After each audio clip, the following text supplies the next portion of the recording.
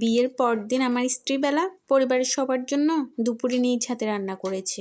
সবাইকে খাবার পরিবেশন করে উচ্ছ্বাসিত কণ্ঠে জানতে চাইলো, মুরগির মাংসটা কেমন হয়েছে? আমি সবেমাত্র এক লোকমা ভাত মুখে নিলাম, কেমন গলা থেকে বেরিয়ে আসতে চাইছে।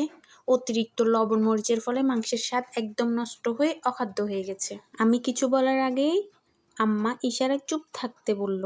এর মধ্যে বাবা পাশ থেকে মাংস চিবোতে চিবোতে বলল, বোমার রান্নার হাত তো খুবই ভালো, দারুণ হয়েছে।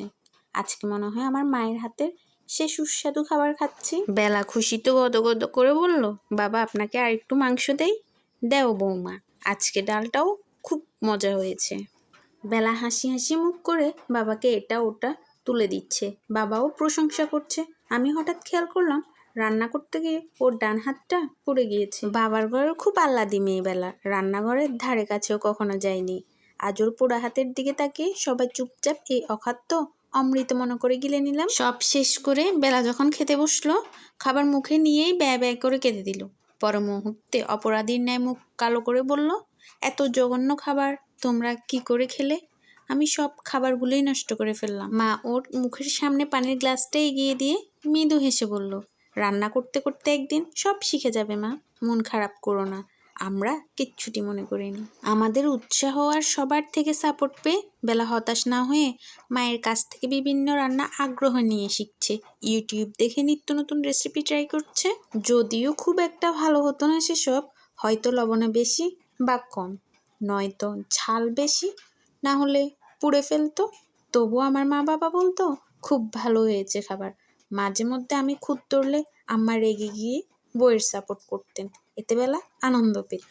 আমি বললেও সেসব মন থেকে বলতাম না, আসলে যাতে আমার বউকে মা বাবা কথা শোনানোর সুযোগ না পায় সেজন্য তাদের কথাগুলো আমি বলে দিতাম।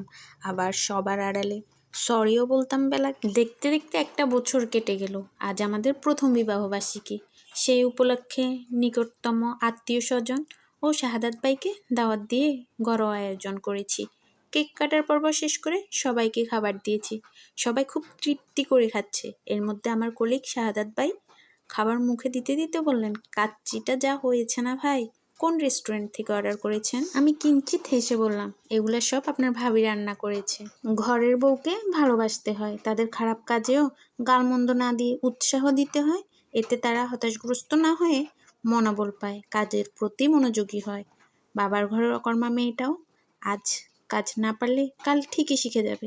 শুধু এই সময়ে আপনার করা ব্যবহারটা তার মনের মাঝে রয়ে যাবে, বুঝলেন ভাই? গল্পটি ফেসবুক থেকে নেওয়া, কোনো এক ভাই লিখেছেন, যেখানে কপি লেখা ছিল তাই নামটা বলতে পারলাম না।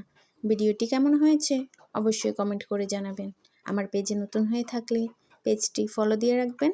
আজকের মতো এখানে বিদায় নিচ্ছি, দেখা হবে অন্য কোনো ভিডিওতে। সে পর্যন্ত ভালো থাকুন, সুস্থ থাকুন, আল্লাহ হাফেজ।